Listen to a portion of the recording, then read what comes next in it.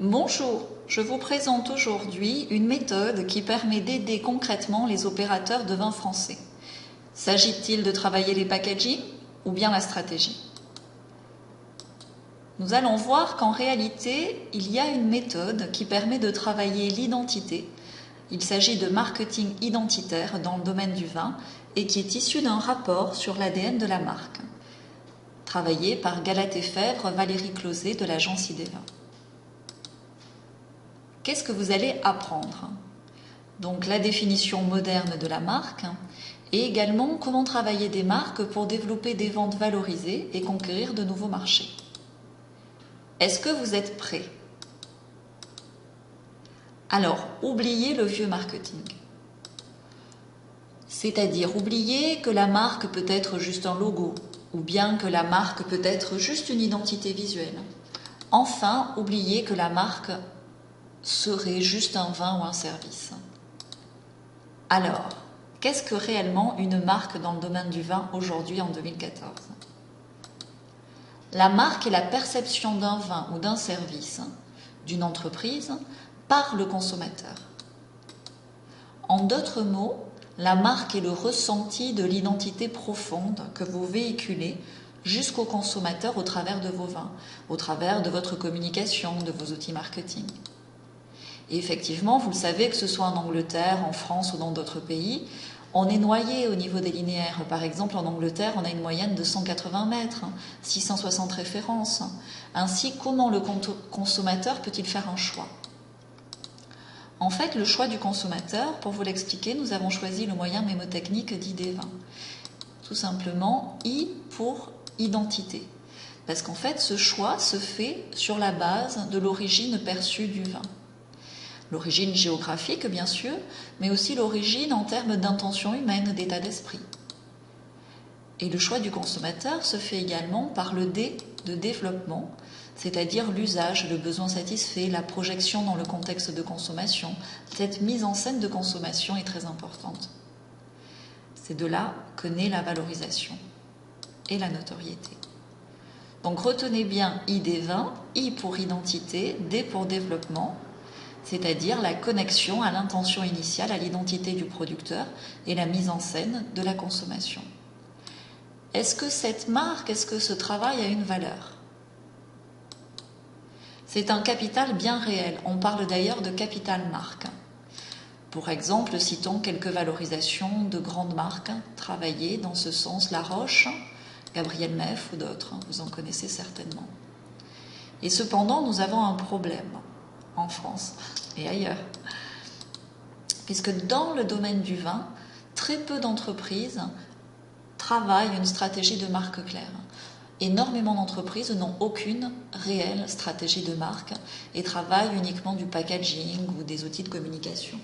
En fait, on s'aperçoit qu'il y a une confusion entre packaging et marketing stratégique, que les fondamentaux stratégiques du marketing identitaire, du travail sur l'ADN de la marque, sont souvent ignorés. Cette étape est ignorée, ce qui ne permet pas de profiter des leviers de valorisation. Alors, vous vous demandez certainement comment avoir une stratégie de marque claire, comment construire pour mieux vendre et mieux valoriser.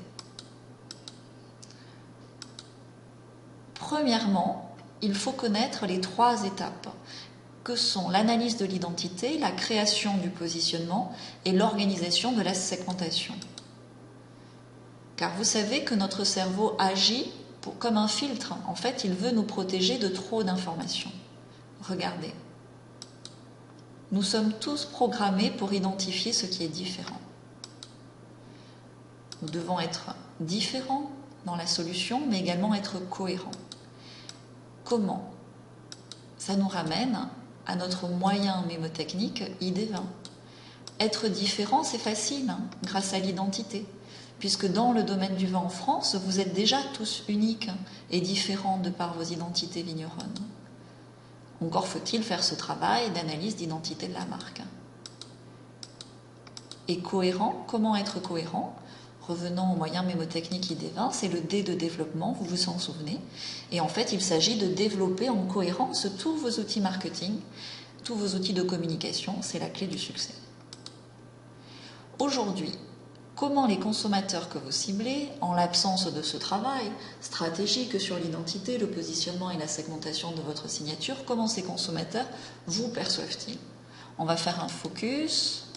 Alors j'agrandis le focus dans les rayons pour voir comment vos vins sont perçus par ces consommateurs que nous avons analysés.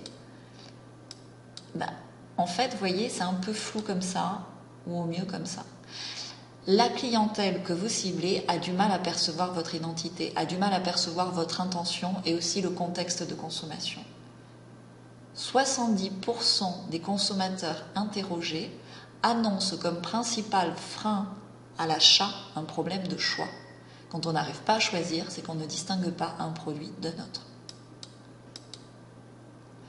En l'absence d'une démarche marketing identitaire, la clientèle que vous ciblez a du mal à percevoir votre différence. Alors, il s'agit de packaging ou de stratégie? Est-ce que ça se construit d'abord, cette différence, par le packaging, comme souvent c'est fait? Ou bien est-ce que pour construire une différence réelle, perceptible, diffusable, il faut travailler la stratégie? C'est la même chose pour le vin. Est-ce qu'un bon vin se construit d'abord par l'œnologie ou par le raisin? Vous le savez, un bon vin, c'est d'abord un bon raisin. De la même façon, une bonne marque, c'est d'abord une stratégie de marque identitaire. Et là, souvent, on me dit, oui, mais nous sommes petits, nous ne sommes pas une marque de luxe, nous ne pouvons pas travailler dans ce sens. Et pourtant, que l'on soit un grand domaine, un grand vignoble, ou bien un petit vignoble, les règles aujourd'hui sont identiques. Et vous avez tous, quel que soit le nombre de vos hectares, des packagings à gérer, des stratégies de marque à gérer, un magasin d'usine, un caveau, une boutique de vente à organiser, un site internet à travailler, des marques à créer, des photos à mettre en scène. Et donc souvent, toutes ces tâches sont dispersées et on a du mal à déléguer. Or, aujourd'hui, ID20, en tant que service marketing externe, permet l'externalisation avec un seul interlocuteur de ces tâches.